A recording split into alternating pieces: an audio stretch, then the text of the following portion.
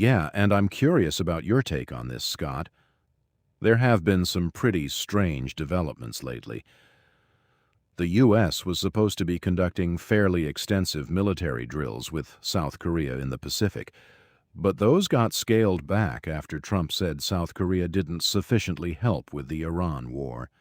Meanwhile, the USS George Washington has just replaced the USS Lincoln, and Trump's been boasting about how the blockade will supposedly be even more effective now than before. And then you've got the Ukraine conflict, which is essentially stagnant in terms of U.S. objectives, but actually advancing pretty well for Russia.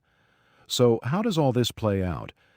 Midterms are coming up, and there's also the risk of real economic fallout the longer guys like Scott Bessent keep pushing this approach, whether they're just playing politics or genuinely think it's working.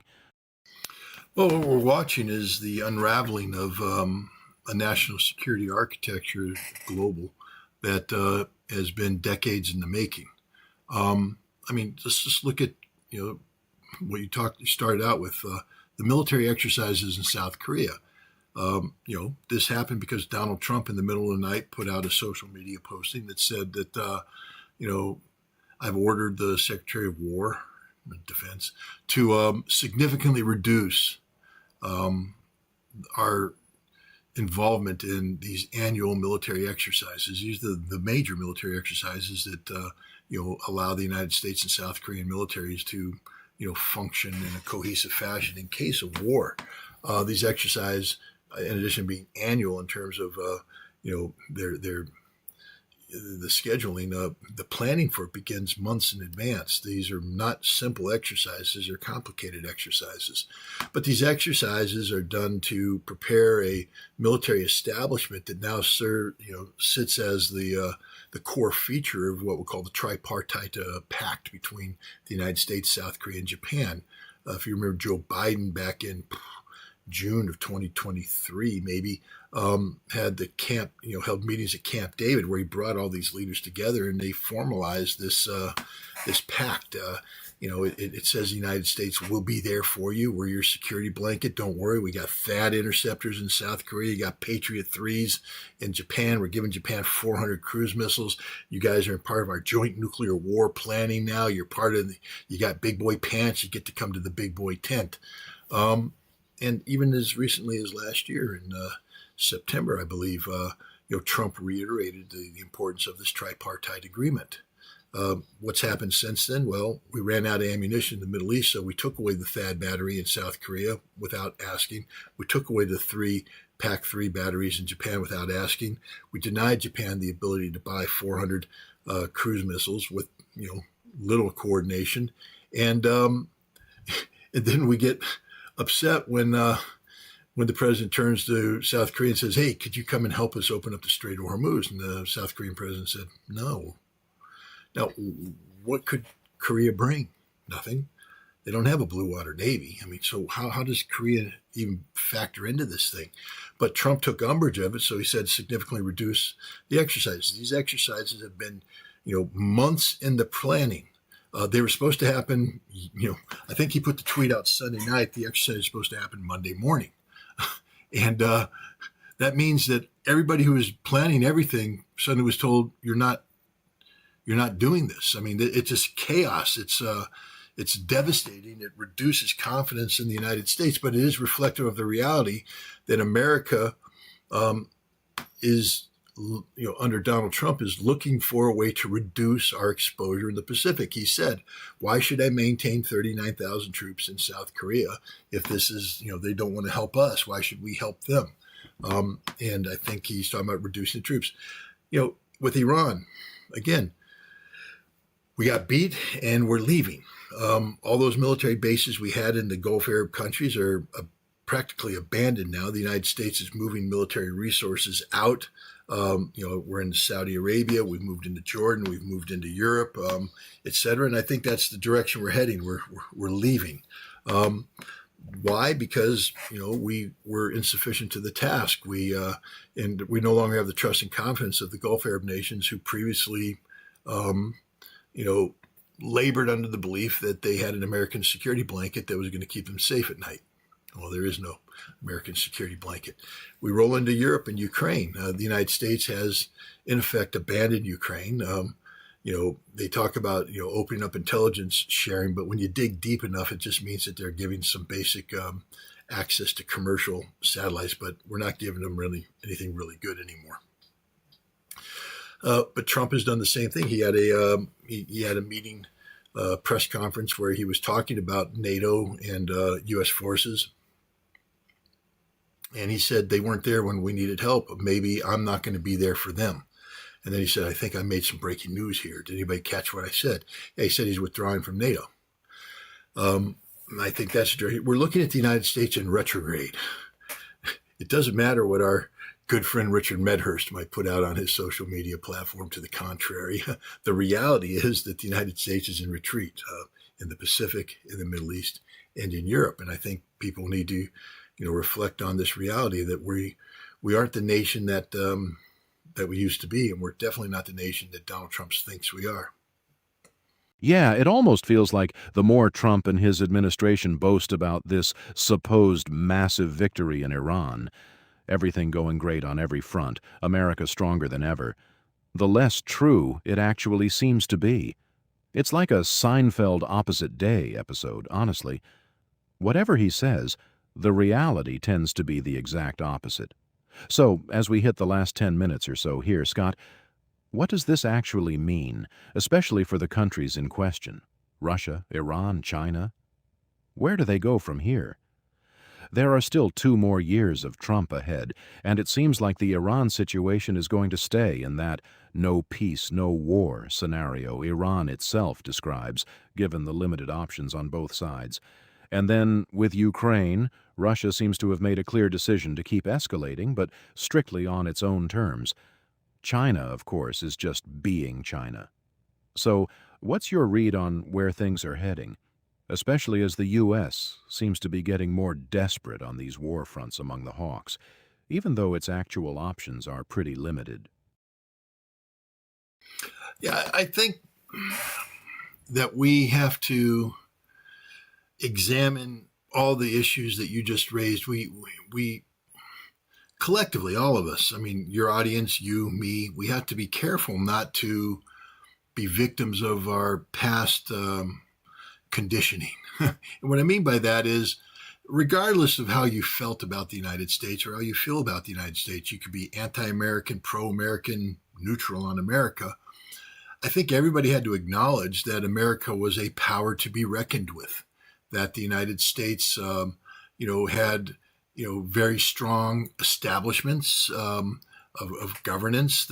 We had a deep state that helped perpetuate, bad policy. It would be my opinion, but some people say policy in general.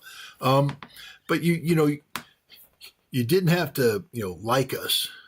And maybe you feared us, but you should also respect us. Not respect in terms of, wow, I aspire to be you, but to respect saying, yeah, America, they're doing a lot of harm, but they really got their act together when it comes to doing harm, and there's not much we can do to stop them. The American system. Today we don't have that. We have a cult of personality. Literally one man who makes the entire world revolve around him and him alone. This is a completely different world from an assessment standpoint. Where do you begin? How, what's the framework? The 4 corners of our assessment are defined by what?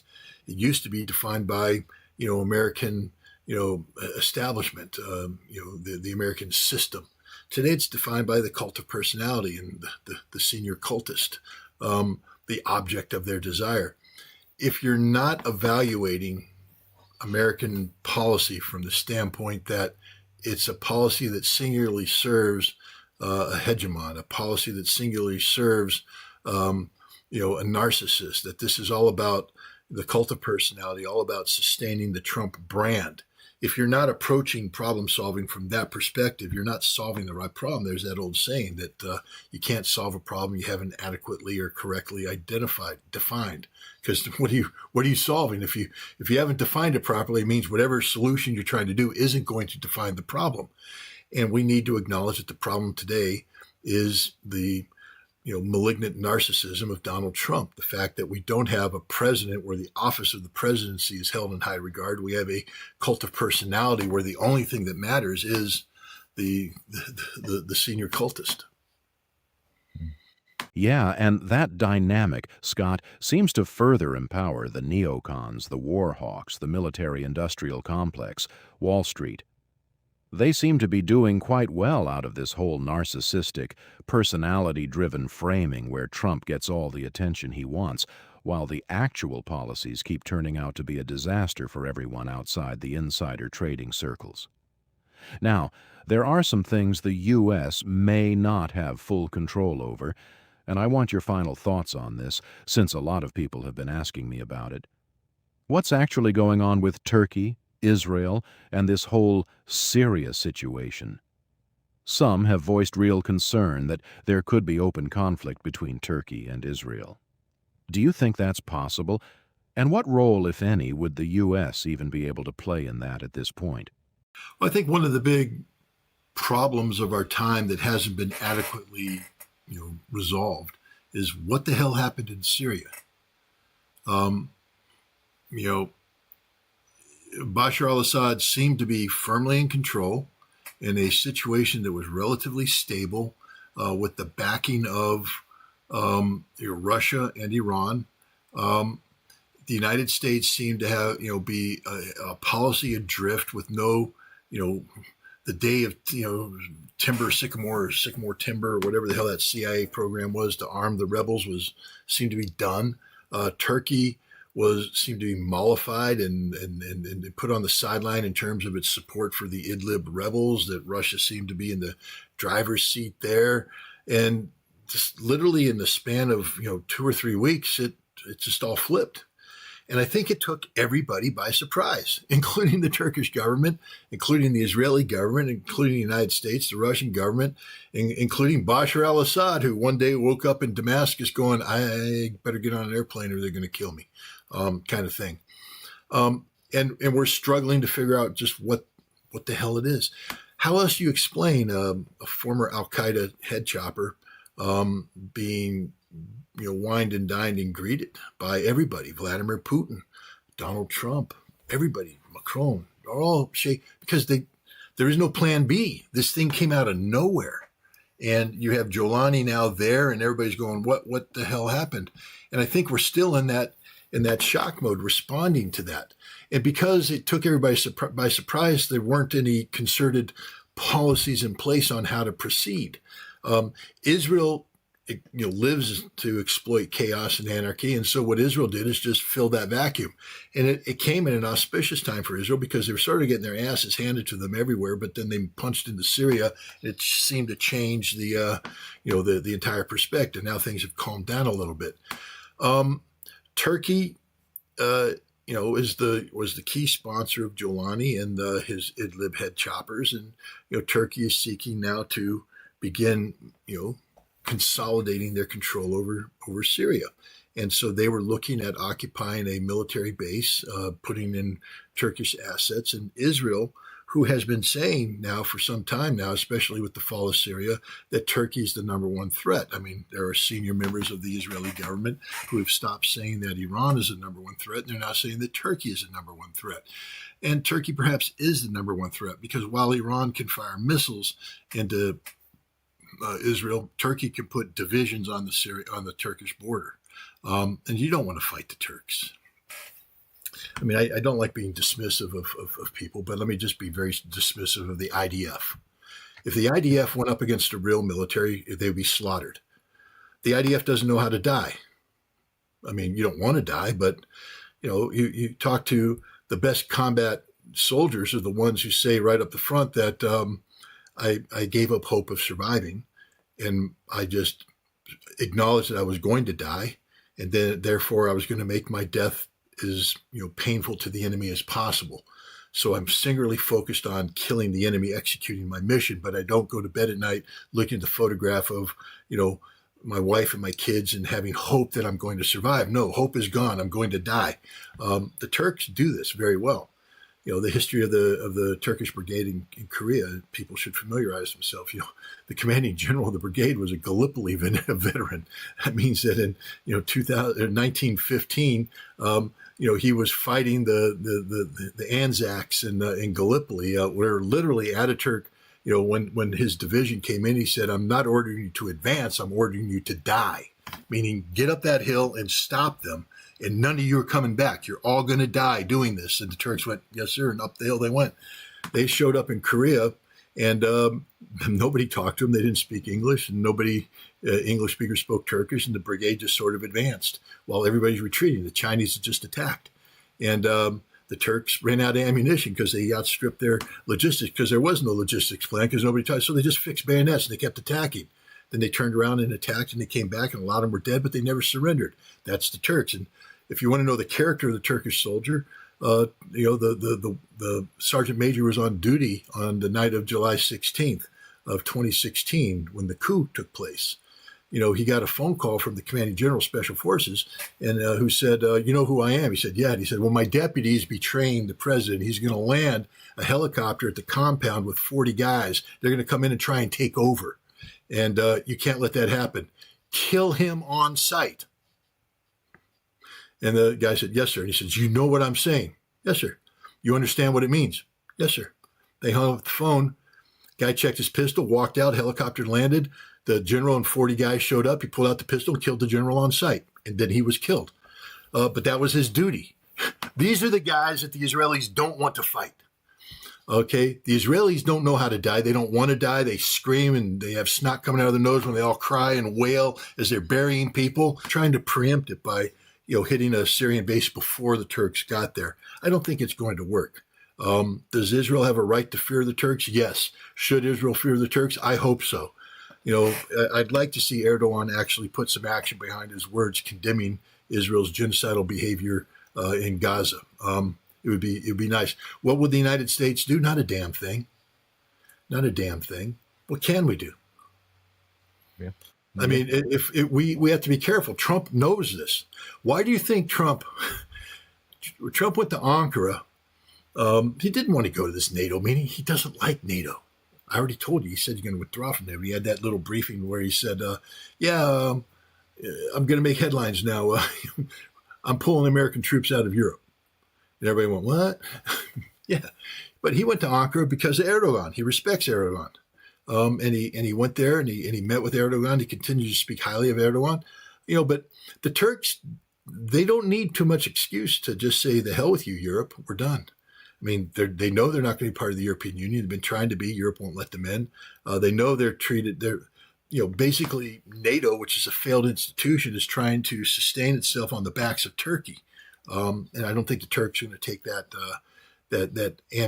bait. Turkey is trying to fill the gap, the vacuum that's been created by America's defeat against Iran. Turkey, Saudi Arabia, and Pakistan have come together with some sort of tripartite defense pact. But that means that Turkey's, orienting away from Europe towards West Asia, towards Central Asia. And so the idea that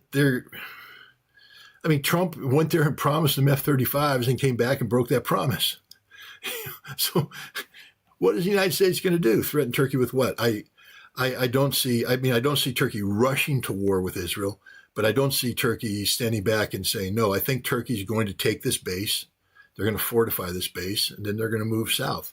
I think, the United States will work to keep Turkish divisions off of the Syrian-Israeli border.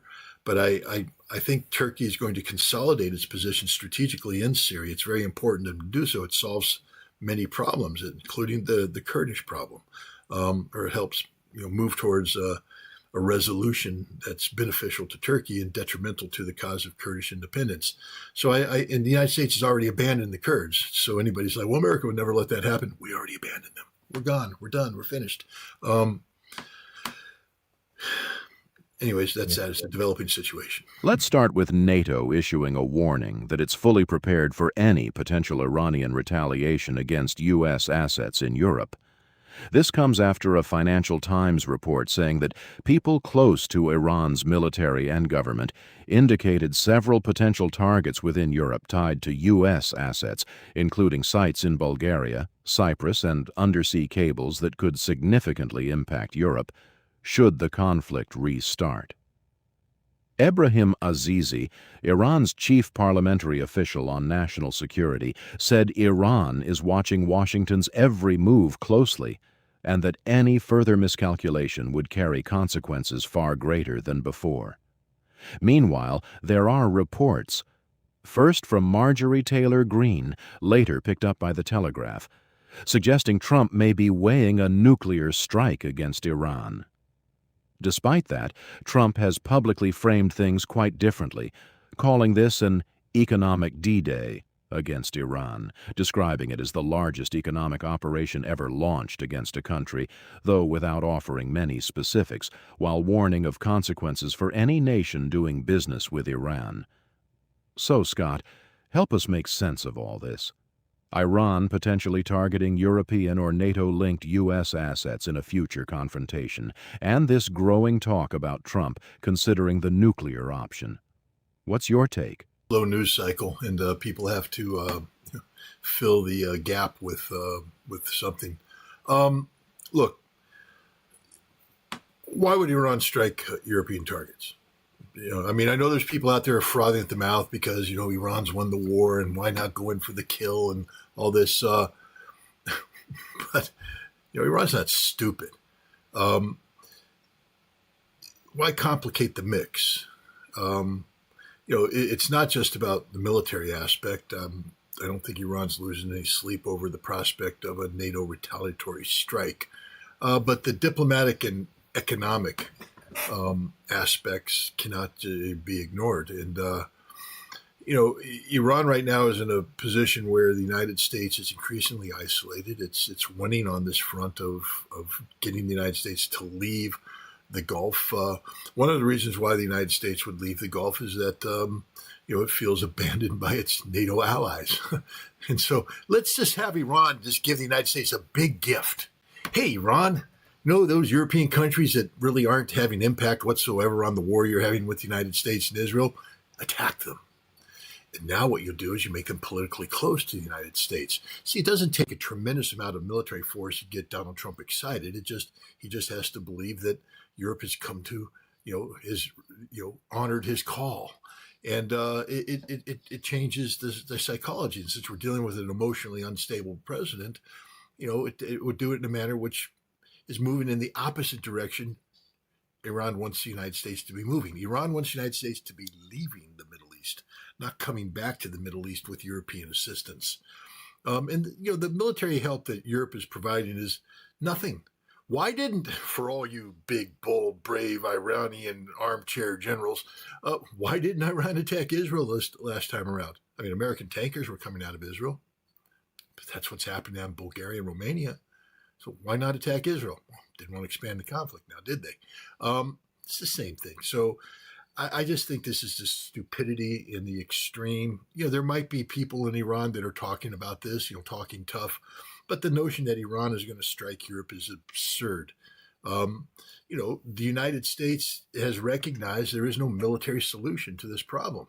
That's why Donald Trump's gone to the massive economic sanctions, or whatever the hell he's going to call this package, as if we've never heard these words before. I think we've put this pressure on Iran in the past, and it's never worked, and it isn't going to work this time.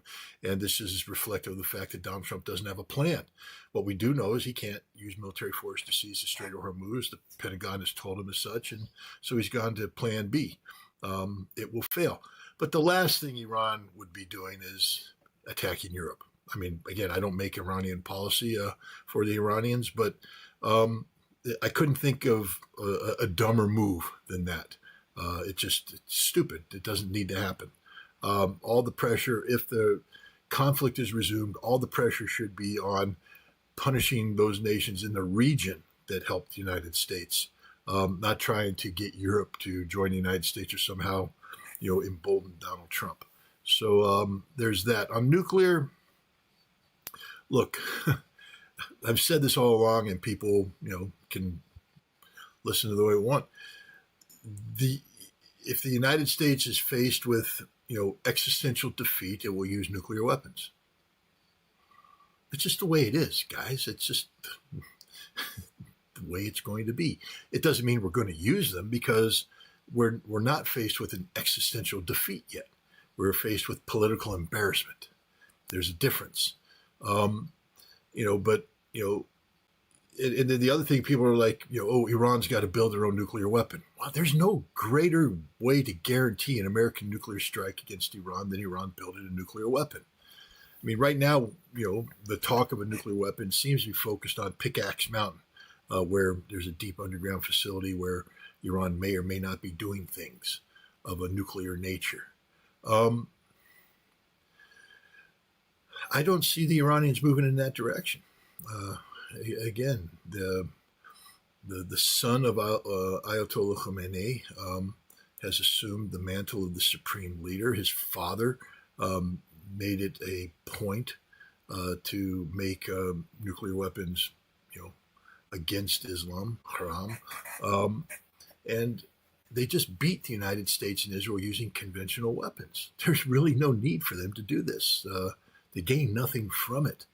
The United States was beaten militarily. Right now, the United States recognizes that it can't achieve its goals using conventional weapons, and the United States is pulling away from military confrontation, going to an economic siege. This will probably fail, which means the United States will have to eventually find some sort of diplomatic outcome.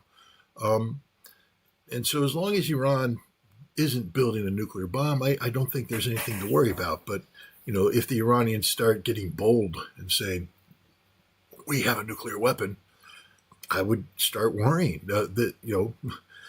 We saw the United States say, when we diminished our long-range precision strike weapons globally, meaning that we don't have enough to fight China or Russia in the Pacific or European theaters, not to say least what continue this conflict in Iran. What did the Trump administration do? They re-examined their nuclear posture and said, well, we're going to lower the threshold for using tactical nuclear weapons. We're going to use them a lot earlier in any potential conflict. Why? Because they got no other weapons to use.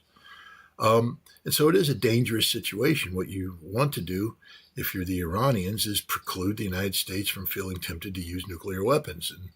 And you do that by not expanding the conflict so that it becomes an existential one for the United States. Right now, all the United States has suffered is embarrassment. I mean, if the Middle East was this important to us, we'd be taking a different approach to the Middle East. But Trump, in his national security strategy document that was published in the fall of 2025, has, or fall of 2025, has said, we want to unplug from both Europe and the Middle East. We're not interested in these long-term, drawn-out wars. And so that's his natural inclination. So let him go. Don't do anything to keep him there. Let the United States withdraw. There will have to be, you had an Iranian senior negotiator, the Speaker of the Parliament, I believe, show up in Iraq yesterday or the day before and say that Iran understands that the United States needs a politically elegant exit strategy, that they have to save face. So the Iranians get it. They understand what this is about. It's about saving face. It's about giving Donald Trump a politically viable exit strategy, which is the smartest thing in the world to do. And if you do that, you take nuclear weapons off the table. There's no reason to use them, no justification, and no desire on the part of Trump to do this. So I think, but we have to recognize that they're on the table. They're being talked about. And this president, if given the right set of circumstances, would authorize nuclear weapons to be used. Of that, there is no doubt in my mind. I wanted to get your take on the timing of all this, Scott. On one hand, we've got reports about Trump possibly considering a nuclear strike, and right after that, he comes out talking about this economic D-Day, crushing sanctions and other tools essentially meant to bring Iran down, though none of that is really new territory for Iran. Then there are these curious reports that came out around the same time, Barack Ravid announced this supposed stealth operation the U.S. has apparently been running through the Strait of Hormuz for several weeks now, escorting tankers in and out through the southern channel each night, claiming the U.S. had knocked out the radar systems that allowed Iranian missiles and drones to effectively target American warships and aircraft. But here's what doesn't quite add up. The actual tanker traffic data seems to show numbers that are much lower than that narrative would suggest. So I'm curious what you make of this kind of narrative spin, and whether there's any truth to it at all. Is this just Washington trying to manufacture some kind of off-ramp for Trump, given that he genuinely hasn't been able to find one? Create a narrative and spin the narrative in a way that's advantageous to the Trump administration. Again, I don't know the details. I'm not privy to the targeting undertaken by Central Command in the Strait of Hormuz area or the battle damage assessment. I don't know what the intent of the targeting is. It would make sense if I were a targeteer. I would be going after the radar systems that help guide these missiles in. But I would also understand that the Iranians know that I'm going after them, and the concept of redundancy, isn't one that should be, unknown to the Iranians. And unless we were 100% successful in destroying these radars, and I think recent activity in the Strait of Hormuz area indicates that we weren't, because some ships have in fact been struck recently. This just appears to be one of these situations where this is what we wanted, and therefore somebody has briefed a journalist on what we wanted, and has hypothesized certain scenarios. What does it mean, escorted by a U.S. military? I don't think it means that U.S. ships are going through the strait, but we know that U.S. helicopters have been operating, and it may be that we have helicopters who are escorting ships that have turned off their onboard GPS trackers and are seeking to secretly navigate their way through while we jam Iranian radars. Who knows what's going on? But let's say that's happening. As you pointed out, the number of ships that are getting through is very minor. And the other problem is, I don't think there's an insurance company in the world that would say, I'll insure that. I think the United States was offering some sort of insurance alternative that maybe some ships have taken them up on. But this doesn't seem to be a program conducive to supporting large amounts of shipping through the Strait of Hormuz. This seems to be a program where a lot of resources are being put in to get a very small result, and then you spin that result to try and achieve some sort of politically beneficial dynamic in the media coverage. You get an article that says your ships are flowing through, but again, we don't know the veracity of this. Let's just assume that some, if not all, of the reporting is true.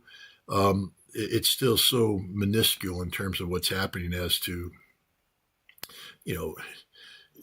negate its impact on the global economy, which is what this is all about. Is enough shipping getting through with enough energy-related resources to restore, global energy balance? And I think the answer there is no.